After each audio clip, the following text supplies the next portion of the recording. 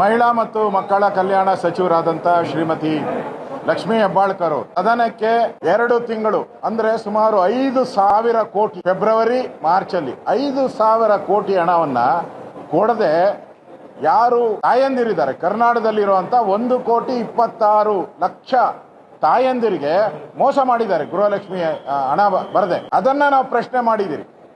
ನಾವು ಪ್ರಶ್ನೆ ಮಾಡಿದ್ದು ಈ ಹಣ ಎಲ್ಲೋಯ್ತು? ಫೆಬ್ರವರಿ ಮಾರ್ಚ್ ಅಲ್ಲಿ ಕೊಟ್ಟಿಲ್ಲ ಅಂದ್ರೆ ಈ ಹಣ ಎಲ್ಲೋಯ್ತು?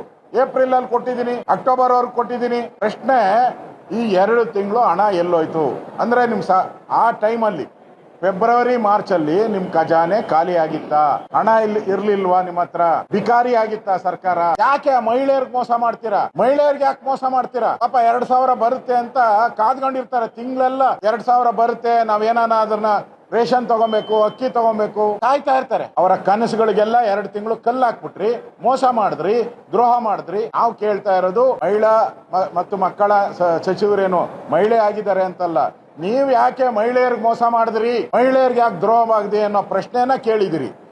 ಆದ್ರೆ ಸದನದಲ್ಲಿ ಅವ್ರು ಉತ್ತರ ಕೊಡಬೇಕಾದ್ರೆ ಅವ್ರು ಹೇಳ್ಬೇಕಾಯ್ತು ತಪ್ಪಾಗಿದೆ, ನಾನು ಫೆಬ್ರವರಿ ಮತ್ತು ಮಾರ್ಚ್ದು ನಿಮ್ಮ ಈ ಸದನ ಮುಗಿಯೋದ್ರೊಳಗಡೆ ಅವ್ರ ಅಕೌಂಟ್ಗೆ ಒಂದೇ ಸರಿ ಹಾಕ್ಬಿಡ್ತೀನಿ ಅಂತ ಹೇಳಿದ್ರು ನಾವು ಕ್ಷಮಿಸ್ಬಿಡ್ತಾ ಇದ್ರಿ. ಹಣನೂ ಹಾಕಿಲ್ಲ, ಕ್ಷಮೆನೂ ಕೇಳಿಲ್ಲ. ಅಧಿಕಾರಿಗಳು ತಪ್ಪುಗಳನ್ನ ಬರ್ಕೊಟ್ರೆ ಅದನ್ನೇ ತಂದು ಓದ್ತಿರಲ್ಲ. ಯಾಕೆ ನಿಮ್ಮ ಹೊಡೆದಾಟ ಜಗಳ? ಮುಖ್ಯಮಂತ್ರಿಗಳು ಇಳಿಸೋದು ಏರ್ಸೋದು ಈ ಜಗಳದಲ್ಲಿ ಸದನ ಯಾಕೆ ನಡೆಸ್ತೀರಾ? ಸದನ ನಡೆಸೋ ಅಂತ ಅವಶ್ಯಕತೆ ಏನಿತ್ತು? ಇಡೀ ಸರ್ಕಾರ ಒಟ್ಟಾಗಿ ಬಂದು ಇಲ್ಲಿ ಸದನದಲ್ಲಿ ಕೂತ್ಕೊಬೇಕಾಯ್ತು. ಇಲ್ಲಿ ಈ ಸದನದಲ್ಲಿ ಬಂದಿರುವಂತ ಮಂತ್ರಿಗಳು ಯಾರಾಗ ಒಟ್ಟಾಗಿ ಯಾರು ಕೂತಿಲ್ಲ, ಎಲ್ಲ ಡಿವೈಡೆಡ್ ಆಗಿದ್ದಾರೆ. ಲಕ್ಷ್ಮಿ ಹಣ ಬರ್ತೈತೆ ನಮ್ಮ ಅಕೌಂಟ್ಗೆ, ಅನ್ನ ತಗೊಳೋಣ, ಅದನ್ನ ರೇಷನ್ ಪಡೆಯೋಣ ಅನ್ನೋ ಇದರಲ್ಲಿ ನೀವು ಅವರ ಆಸೆಗೆಲ್ಲ ಉಪವಾಸ ಮಾಡಿಬಿಡ್ರಿ, ತಣ್ಣೀರ್ ಬಟ್ಟೆ ಹಾಕ್ಬಿಟ್ರಿ ಅವ್ರ ಹೊಟ್ಟೆ ಮೇಲೆ.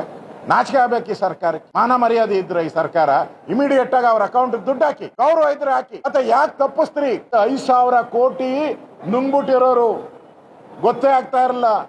ನಾವು ಹುಡುಕಿ ವಿರೋಧ ಪಕ್ಷ ಗುಂಡಾಗಿರಿ ಸರ್ಕಾರ ಇದ್ರ ವಿರುದ್ಧ ಪ್ರತಿಭಟನೆಯನ್ನ ಆ ಜನಗಳಿಗೋಸ್ಕರ ಯಾವ ತಾಯಂದಿರಿಗೆ 2 ತಿಂಗಳು ಮೋಸ ಮಾಡಿದ್ದಾರೆ ಆ ಜನಗಳ ಪರವಾಗಿ ಇವತ್ತು ನಾವು ವಾಕೌಟ್. ನಮ್ಮ ಸ್ವಂತದ್ದೇನು ಇಲ್ಲ ಇದರಲ್ಲಿ. ಆ ಜನಗಳಿಗೆ ನ್ಯಾಯ ಸಿಗಬೇಕು ಅಂತೇಳಿ ನಾವು ಸರ್ಕಾರಕ್ಕೆ ಬಿಸಿ ಮುಟ್ಟೋ ದೃಷ್ಟಿಯಿಂದ ವಾಕೌಟ್ ಮಾಡಿ ಸರ್ಕಾರಕ್ಕೆ ಬಿಸಿ ಮುಟ್ಟಿಸಿದ್ವಿ.